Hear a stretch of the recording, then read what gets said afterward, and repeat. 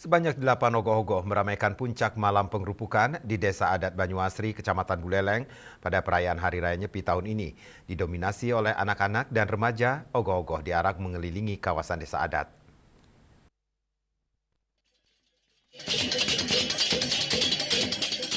Dari sejumlah ogoh-ogoh yang tampil dari berbagai banjar, karya dari Banjar Pantai Linggel menjadi salah satu yang menyita perhatian.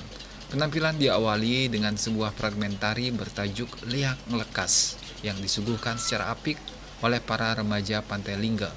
Kisah ini mengangkat cerita seseorang yang difitnah memiliki kekuatan gaib yang mematikan sehingga dijauhi oleh masyarakat sekitarnya.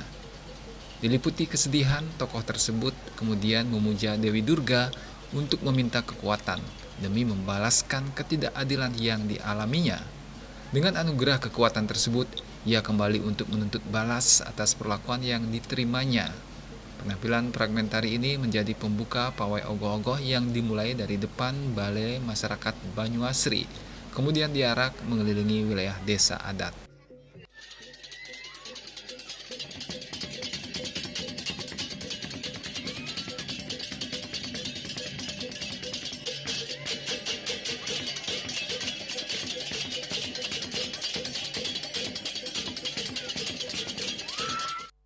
Yasri Yuli, Bali TV.